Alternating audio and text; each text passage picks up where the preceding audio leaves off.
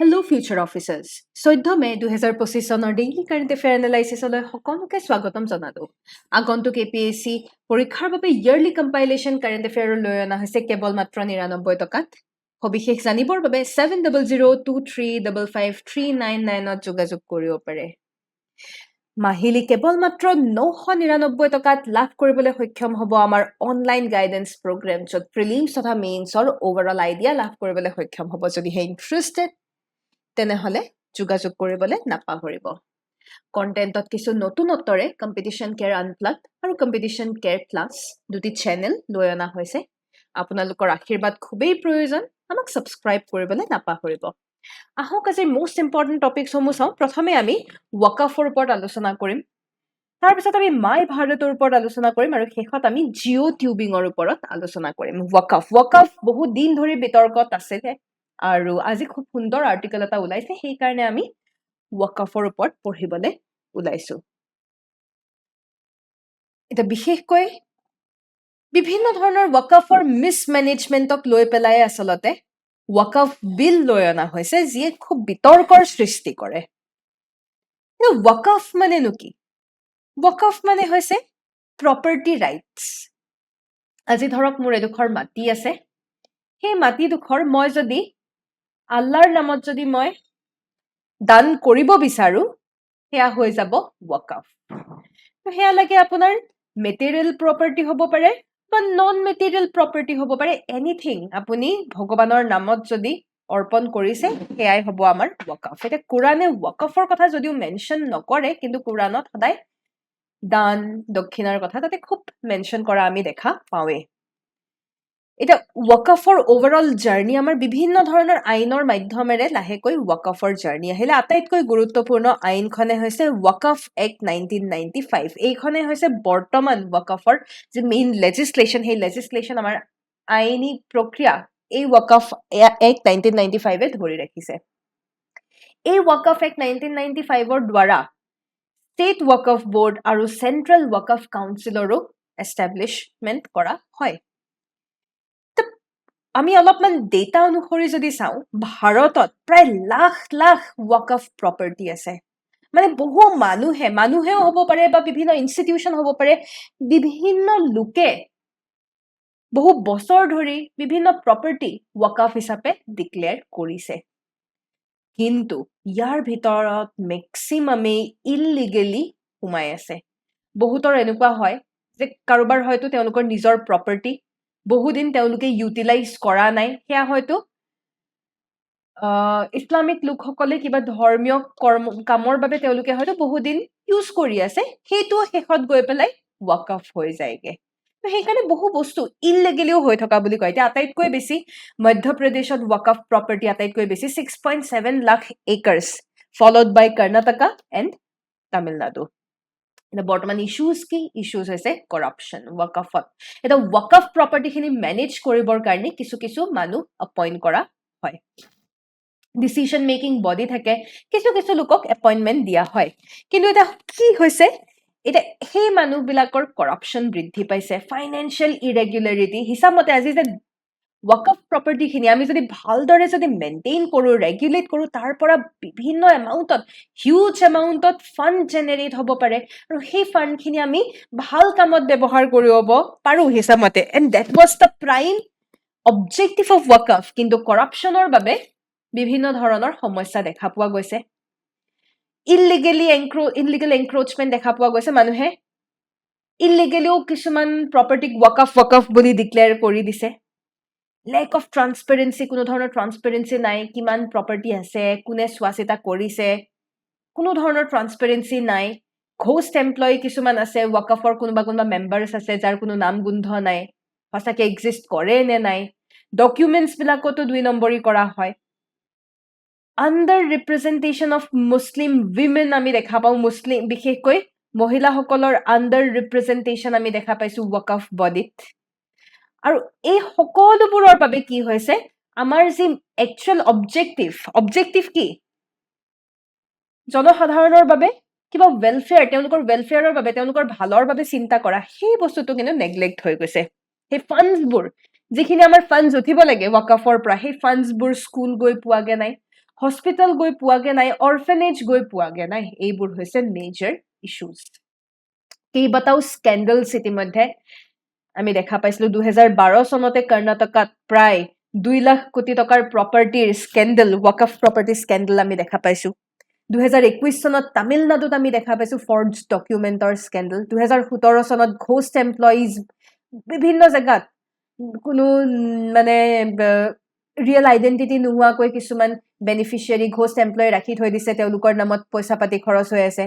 West Bengal 2023 চনত unauthorised commercial বস্তুক ৱাকফ বুলি লৈ লোৱা হৈছে। তো এনেধৰণৰ বিভিন্ন ধৰণৰ স্কেণ্ডেলছ ইতিমধ্যে পোহৰলৈ আহিছে।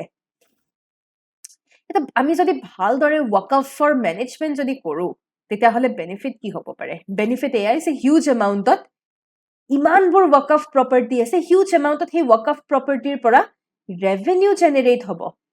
যেতিয়া ৰেভিনিউ জেনেৰেট হ'ব, সেই ৰেভিনিউখিনি আমি শিক্ষা খণ্ডত ব্যৱহাৰ কৰিব পাৰিম, স্বাস্থ্য খণ্ডত আমি ব্যৱহাৰ কৰিব পাৰিম, বিভিন্ন ধৰণৰ জনকল্যাণৰ উন্নতিৰ বাবে ৱেলফেয়াৰ প্ৰগ্ৰেমছত আমি ব্যৱহাৰ কৰিব পাৰিম, যিটো হৈছে ডেটছ দ্য মেইন অবজেক্টিভ। আৰু ইয়াৰ দ্বাৰা কি হ'ব? ইয়াৰ দ্বাৰা যে ছ'চিয়েল জাষ্টিছ আছে, মুছলিম কমিউনিটিৰ মাজত যে ছ'চিয়েল জাষ্টিছ, সেই ছ'চিয়েল জাষ্টিছ পোৱাগে নাই, তো ছ'চিয়েল জাষ্টিছ তেওঁলোকে লাভ কৰিবলৈ সক্ষম হ'ব। প্লাছ ইকনমিক ছেল্ফ ৰিলায়েন্স, তেওঁলোকে বেলেগৰ ওপৰত হাত পাতিবলগীয়া নহ'ব, তেওঁলোকে নিজাববীয়াকে নিজৰ মাজতে তেওঁলোকে ৰেগুলেট কৰি থাকিব পাৰিব। তাৰোপৰি ইছলামৰ যি কালচাৰেল হেৰিটেজ, সেই কালচাৰেল হেৰিটেজো সংৰক্ষণ হৈ থাকিব। সেয়েহে কিছু ৰিফৰ্মছ ছাজেষ্ট কৰা হৈছে আইনী প্ৰক্ৰিয়াৰে। প্ৰথম ৰিফৰ্মটো হৈছে ৱাকফ ৰেকৰ্ডসমূহ, ক'ত কিমান ৱাকফ আছে প্ৰপাৰ্টি, ক'ত কেনেকৈ কিমানখিনি ফাণ্ড আহিছে, কিমানখিনি ফাণ্ড এমপ্লয়িজসকলৰ বাবে গৈছে, everything should be digitalise. Digitalise যেতিয়া হ'ব, তেতিয়া ফৰ্জ কৰা ডকুমেণ্ট ফৰ্জ কৰিবলৈ অসুবিধা হ'ব। প্ৰপাৰ ৰেগুলেশ্যন থাকিব লাগে, অডিট ৰাখিব লাগে, সেইটো এটা ৰিফৰ্মৰ ছাজেশ্যন লৈ অনা হৈছে। ষ্ট্ৰিক্ট লিগেল একাউণ্টেবিলিটি, আজি যি এটা দায়িত্বত আছে, দে শুড বি একাউণ্টেবল। আজি যিয়ে দায়িত্ব ৱাকফৰ মেনেজমেণ্টৰ দায়িত্ব লৈছে, তেওঁলোকক একাউণ্টেবল আমি হোল্ড কৰিব লাগিব। কমিউনিটি পাৰ্টিচিপেশ্যন আমি ৰাখিব লাগিব, আৰু আমি ৱাকফ ডেভেলপমেণ্ট কাউন্সিল ৰাখিব লাগিব। প্ৰত্যেক ৰাজ্যই আমি ডেভেলপমেণ্ট কাউন্সিল ৰাখিব লাগিব, যাতে সকলোবোৰ ভালদৰে চোৱা চিতা কৰিব পাৰে। প্ৰিলিমছ প্ৰেক্টিছ প্ৰশ্ন আপোনালোকৰ বাবে আগবঢ়াইছো। Which of the following reforms is suggested for better governance of Waqf? Complete privatization of Waqf assets, digitization of Waqf records and independent regulatory mechanisms, exclusion of community participation, limiting Waqf properties to religious purposes only. নিশ্চয় শুদ্ধ উত্তৰ গম পাইছে, তেনেহ'লে আমাক comment ছেকশ্যনত জনাবলৈ নাপাহৰিব। এইখিনিতে জনাই থওঁ যে কম্পিটিশ্যন কেয়াৰে CSET ফুল কোৰ্চ কেৱল মাত্ৰ 999 টকাত লৈ আনিছে, য'ত ফুল কোৰ্চৰ উপৰিও CSET টেষ্ট চিৰিজ একেবাৰে ফ্ৰীতে লাভ কৰিবলৈ সক্ষম হ'ব। শিলপুখুৰী চেণ্টাৰত ক্লাছৰুম গাইডেন্স প্ৰগ্ৰেম লৈ অনা হৈছে, অফলাইন বেচ এটি ঘোষণা কৰা হৈছে, য'ত প্ৰিলিমছ মেইনছ তথা ইণ্টাৰভিউৰ হলিষ্টিক গাইডেন্স আপোনালোকক দিয়া হ'ব। সবিশেষ জানিবৰ বাবে ইয়াত দিয়া কণ্টেক্ট নাম্বাৰতে যোগাযোগ কৰিব পাৰে। ইয়াৰ পিছত আমি আহিছো মাই ভাৰত। মাই ভাৰত কি হয়? মাই ভাৰত এটা পৰ্টেল। মাই ভাৰতৰ ফুল ফৰ্ম হৈছে মেৰা যুৱা ভাৰত। মেৰা যুৱা ভাৰত আচলতে ministry of youth affairs and স্পৰ্টছৰ আণ্ডাৰত এটি অট'নমাছ বডি।